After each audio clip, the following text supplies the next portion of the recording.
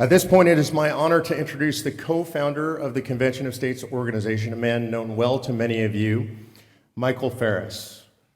Mike has done so many things in his life, it seems like multiple lifetimes if you read his CV.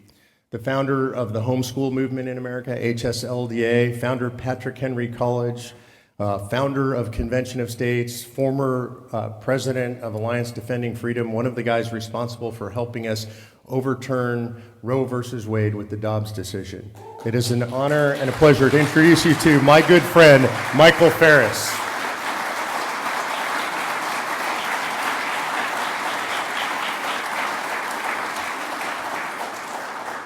Good morning. It is wonderful to be with you here in historic Williamsburg. I have a little personal history that just came to mind 30 seconds ago. In 1994, the Congress tried to push through a provision called the Miller Amendment to H.R. 6 that was require every teacher in America to be certified. And that would have been the death of the homeschooling movement. If that had happened, it would have hurt private schools, even hurt public schools somewhat. But I was on my way to a political event in Virginia Beach, and I stopped at a house in Williamsburg and recorded Focus on the Family program from Williamsburg.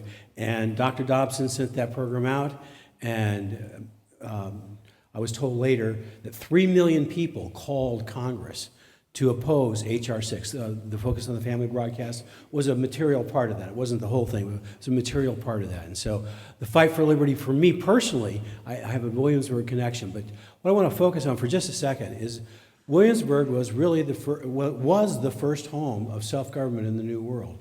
The colonial legislature began meeting here in 1623, 1624, that was first session. They passed the first taxes on the colony itself. And it was from that point until the 1770s, 150 years, that the American colonies always taxed themselves. There was no, I mean, the royal governor had to sign off on it in the name of the king, but the parliament in Britain had nothing to do with it. And so when the fight came in the 1770s to, no taxation without representation, they were following the British Constitution. There's never been a written constitution in Britain, not then, not today. And the British Constitution is the accumulated traditions of the way they practice government. And so for 150 years, the British Constitution is Americans tax themselves. And so when the fight came, it's exactly like our fight today. We're fighting for the original principles that were in the British Constitution. We're fighting for the original principles. We're fighting for the original principle of the Commerce Clause, which meant shipping stuff. It didn't mean regulate everything that has anything to do with any dollars.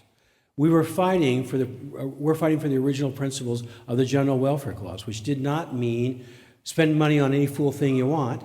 It meant when you spend money, you have to do it. It was a limitation on power, that it had to be not for some special interest, not for some, thing that the senator wants to bless his home district with a particular road or something. It had to be for the general welfare of the whole country.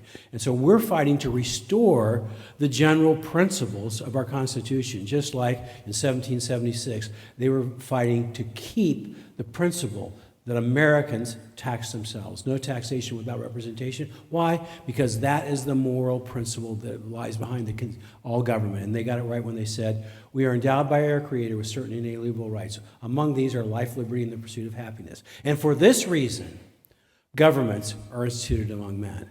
So the reason we want to have limited government, which is mainly the focus of what we're doing here, how do we limit the federal government? The reason for limited government is more freedom. When government makes the choice, you don't get to make the choice. When you make the choice, you have freedom.